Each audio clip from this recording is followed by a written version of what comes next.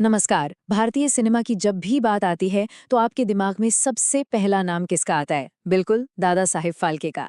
लेकिन आज के इस एक्सप्लेनर में हम इतिहास के पन्नों को थोड़ा और पीछे पलटेंगे। हम बात करने वाले हैं एक ऐसी क्लासिक स्टोरी टेलिंग की, एक ऐसी छुपी हुई कहानी की जो फाल्के साहब से भी पहले शुरू हुई थी। The forgotten flame of Indian cinema, the story of Hiralal Sen. जी हाँ, एक ऐसी कहानी जो सिर्फ तारीखों में नहीं बल्कि यादों, संघर्षों और राख में दफन है। वो आदमी जिसकी रीलें जल गईं, लेकिन जिसने भारतीय सिनेमा की पहली लौ जलाई। ये सिर्फ एक कोट नहीं है, ये एक बहुत बड़ी ट्रेजेडी और एक इंसान के कमाल के विजन को एक साथ बयां करता है। देखिए, सिनेमा सिर्फ चकाचौंध से नहीं बनता। सिनेमा उन लोगों से बनता है जिन्होंने पहली बार उस घने अंधेरे में रोशनी फेंकने की हिम्मत की। और हीरालाल सेन बिल्कुल वैसे ही इंसान थे। तो चलिए इस सफर को समझने के लिए एक नज़र इस टाइमलाइन पर डालते हैं। 1898 का वो पहला बायोस्कोप शो, फिर 1903 में अली बाबा को कैमरे में उतारना, 1905 के स्वदेशी आंदोलन की गवाही और फिर 1917 की वो खौफनाक आग। ये सिर्फ कुछ साल नहीं है, ये एक पूरी कला के बनने और बिखरने की कहानी है। अब जरा एक 1898 के कलकत्ता की कल्पना कीजिए। प्रेरणा की एक चिंगारी। उस दौर में थिएटर का एकदम जलवा था। मंच पर कहानियां जिंदा होती थीं। लेकिन हीरालाल सेन सिर्फ एक फोटोग्राफर नहीं रहना चाहते थे। जब उन्होंने स्टार थिएटर में एक विदेशी बायोस्कोप शो देखा तो उनके दिमाग में एक कमाल का आइडिया कौन था, क्लासिक स्टोरी टेलिंग का एक नया रूप। उन्होंने सोचा कि अगर तस्वीरें चल सकती हैं तो हमारी अपनी कहानियां सिर्फ मंच तक क्यों सीमित रहें, वो पर्दे पर भी तो चल सकती हैं। और यहीं से उन्होंने एक्शन लिया। उनका प्रोसेस बड़ा दिलचस्प था। सबसे पहले उन्होंने उस विदेशी बायोस्कोप तकनीक को बड़ी बारीकी से समझा, फिर अपनी कहानियों को उस चलते फिरते पर्दे पर देखने का विजन बनाया और finally the flower of Persia नाम के नाटक के डांस सीक्वेंस को कैमरे में कैद कर लिया। स्थिर तस्वीरों से मूविंग पिक्चर्स तक की ये कितनी बड़ी और साहसिक छलांग थी। लेकिन भाई, ये सब इतना आसान थोड़ी था। राह में रुकावटों का पूरा पहाड़ था। ना कोई बनी बनाई तकनीक थी, ना कोई रेडी सिस्टम, ना कोई फिल्म स्कूल जहां से वो सीख सकें, और इंडस्ट्री तो खैर थी ही नहीं।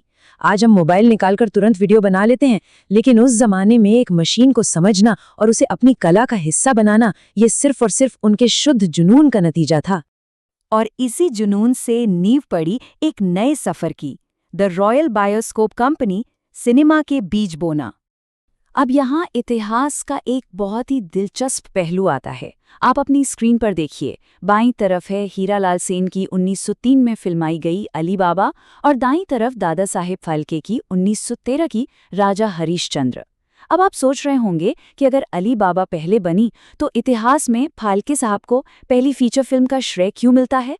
दरअसल अली बाबा एक मंच पर चल रहे थिएटर नाटक का सीधा सीधा फिल्मांकन था। वहीं राजा हरिश्चंद्र एक पूरी तरह से स्वतंत्र, अलग से डायरेक्ट की गई फीचर फिल्म थी। पर फिर भी 1903 का वो शुरुआती प्रयास सच में अपने आप में स्मारकीय था। और कमाल की बात यह है कि उनका काम सिर्फ स्टेज तक नहीं रुका। वो सड़कों पर गए, घाटों के दृश्य लिए, स्थानीय शादियों को रिकॉर्ड किया और तो और जाबा कुसुम हेयर ऑयल और एडवर्ड्स टॉनिक के विज्ञापन भी बनाए। मतलब जिस दौर में एड फिल्म या डॉक्यूमेंट्री जैसे शब्द शायद किसी ने सुने भी नहीं थे, उस इंसान ने ये सब कर दिखाया था। एकदम विजनरी काम। चलिए आगे बढ़ते हैं। एक निष्पक्ष गवाह के रूप में कैमरा। बात है 1905 की। बंगाल विभाजन का विरोध और स्वदेशी आंदोलन पूरे जोरों पर था और हीरालाल सेन का कैमरा इन सार्वजनिक सभाओं को बिल्कुल तटस्थ होकर न्यूट्रली रिकॉर्ड कर रहा था। इतिहास ठीक वैसे ही दर्ज हो रहा था जैसे वो घट रहा था। ये भारत की पहली राजनीतिक फिल्मों में से एक है जहां कैमरे ने किसी विचारधारा का पक्ष नहीं लिया, बस सच्चाई को ज्यों कर त्यों डॉक्यूमेंट किया। इसलिए ये कोट बहुत मायने रखता है। कैमरा सिर्फ दिखाता नहीं था, वो गवाह बन गया। जरा इस बात की गहराई को समझिए। सिनेमा महज एंटरटेनमेंट से उठकर समय को कैद करने और आने वाली पीढ़ियों के लिए एक गवाह छोड़ने का जरिया बन गया था। क्लासिक स्टोरी टेलिंग का इससे पावरफुल और सच्चा उदाहरण क्या हो सकता है? लेकिन फिर हर कहानी की तरह इसमें भी एक मोड़ आया, बदलता वक्त और दुखद पतन। जैसे जैसे वक्त आगे बढ़ा, मुश्किलें बढ़ने लगीं। आर्थिक तंगी ने घेर लिया। बाजार में नई और बड़ी कमर्शियल सिनेमा कंपनियां आने लगीं। सिनेमा अब एक बड़ा व्यापार बन रहा था और जो कला का ये सच्चा साधक था वो इस कमर्शियल दौड़ में कहीं पीछे छूटने लगा। सोचिए, जिसने इस इंडस्ट्री को जन्म दिया वही हाशिए पर आ गया। और फिर आया साल 1917, एक गोदाम में लगी भयानक आग और भारतीय सिनेमा का जन्म, उसका शुरुआती इतिहास सचमुच राख के ढेर में बदल गया। ये सिर्फ कुछ फिल्मों का जलना नहीं था, ये भारतीय सिनेमा की सबसे पहली भौतिक यादों का हमेशा के लिए मिट जाना था। सोचकर रोंगटे खड़े हो जाते हैं कि उस आग ने क्या क्या निगल लिया। वो ऐतिहासिक अली बाबा की रील, पुराने थिएटर के बेशकीमती दृश्य, रोजमर्रा की जिंदगी के फुटेज, वो शुरुआती विज्ञापन और 1905 का वो निष्पक्ष पॉलिटिकल डॉक्यूमेंटेशन, वो सब कुछ जो दुनिया को दिखा सकता था कि फाल्के से पहले सिनेमा कैसा था, सब हमेशा हमेशा के लिए विलुप्त हो गया। और सबसे दुखद बात, इस भयानक आग के कुछ ही समय बाद ये महान अग्रदूत भी दुनिया से विदा हो गए। वो इतिहास के पन्नों में महज एक फुटनोट बनकर रह गए। दादा साहेब फाल्के को सिनेमा के पिता का दर्जा मिला, जो कि बिल्कुल सम्मानजनक है, लेकिन इस सच्चाई को कोई नहीं मिटा सकता कि उस घने अंधेरे में पहली लौ हीरालाल सेन ने ही जलाई थी।